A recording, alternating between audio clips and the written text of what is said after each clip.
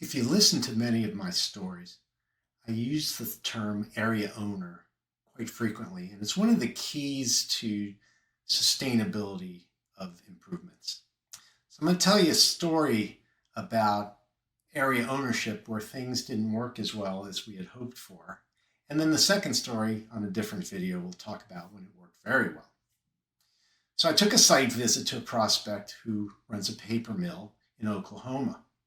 Now, paper mills are interesting manufacturing plants where there are two basic sides. One is what they call the mill side, where pulp and recycle is turned into actual big rolls of paper.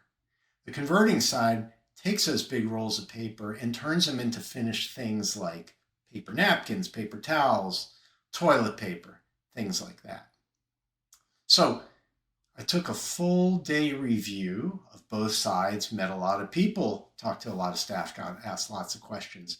And by the end of that, we had agreed to a series of 5S events: sort, set in order, shine, standardize, and sustain. And we were going to focus on the maintenance areas of both the mill in 1 week and the converting side in a different week.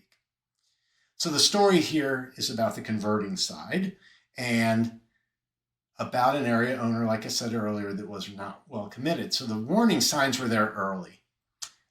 Julie was a resource to the maintenance organization. She was responsible for receiving and storing and sharing parts, materials, and supplies for the maintenance organization. So if they needed anything, she could order it, store it, organize it, and get it to them. So they did rely on her a lot. So it was clear she needed to be on the team, and ideally she would have been the team leader. But her boss said, well, Julie isn't really made or such a leadership person, but let's get her on the team. I'll convince her she needs to be on the team. Okay, you had to convince her, so that I should have known there was a problem here already. So I didn't meet her during my visit, didn't meet her until the first day. So we get there. Day one, she's that resource for the maintenance organization. We had some mechanics and some staff with us on the team as well. And it was very clear early on that she definitely didn't even want to be on this team. She never spoke up. She was very terse in her answers to anybody's questions, and she just looked really, really uncomfortable. After a little bit of training, we went and took a tour of the spaces that we would be organizing. And these were all that Julie was responsible for, but they all looked like a tornado had hit them, including her office. Now, we didn't make a mention of that, but we wrote down ideas of how do we get this more organized, more clear, get rid of clutter, things like that.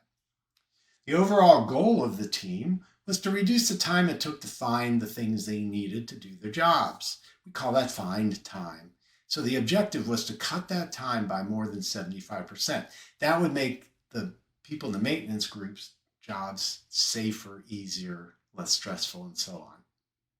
Now, as we started sorting things, team members were getting into it. They could see that, hey, I can see the floor now. Hey, I can actually find this now. They were getting excited about that, but not Julie. End of the first day, we're wrapping up, and everybody's talking about how their day went. Everybody's got a positive spin on it, and Julie speaks up and says, this day sucked. I don't like anything we did. Now, Julie didn't understand where that was coming from because, again, everybody else saw this as progress. So her boss had a conversation with her afterwards and said she was going to be fine, but her attitude tended to be negative at the beginning. Well, again, another red flag, right? Because we're doing this not just for Julie, we're doing this for the team. As we went through the week, the whole team was getting more and more excited and enthused. Things were starting to look great. Others were noticing the difference. Julie still was not very positive about anything. Still not participating well.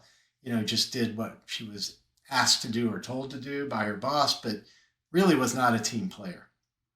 Late in the day, something sparked a problem with Julie, and she just stormed out of the meeting room. She just left. She didn't say where she was going. She just looked really upset. Turns out she went to the plant manager's office to kind of complain about what was going on. It wasn't right, whatever it was. Luckily, he was aware of what was going on, and he kind of tried to get her back in aligned with what we were doing, but at least got her back on the team. Now, by the end of the week, the place looked amazing. We were able to cut the fine time by more than 80%. But it came to the end of the week and we needed to identify who was going to be the area owner, who was going to make sure the great work the team had done lived on. Well, there was only one obvious choice, and it had to be Julie, but she didn't want to be it. And she made it so clear that she didn't want to be it that she refused to have her picture taken to go up on the area owner board. So we created the board, and her boss, who was the team leader, by the way, convinced me that he'd be able to convince her to take the job, even if he couldn't do it during the week. Again, another red flag, of course. Now, again, having a good area owner that makes sure people are held accountable to do all the good things they've set their minds to is really important for sustainability. So I'm pretty concerned. But at the report out, it was a great positive experience. The team was able to tell their winning story. The one person who did not participate, surprise, surprise, was Julie. She sat in the audience very quietly, didn't even look at the presenters. But it was a great story to tell. Everybody seemed really pleased about that. Now, I always have a wrap up with my sponsors following the event after the team is left to go to the happy hour. And I was a bit conflicted because I knew this was a great win, but I also knew we were a great risk by not having a strong area owner to assure the sustainability. If you don't have that committed area owner, then it's going to take 10 to 100 times more effort to keep this thing sustained.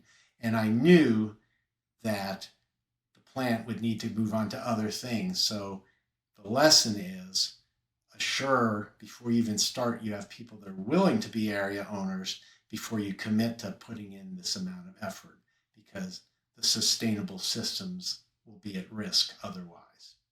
I hope you enjoyed this story, gained some insight, and learned something you can use.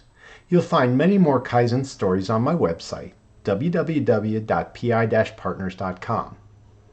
If you'd like help growing your profits through sustained process improvement, scan the QR code on the screen for a free consultation, and let's start our journey together.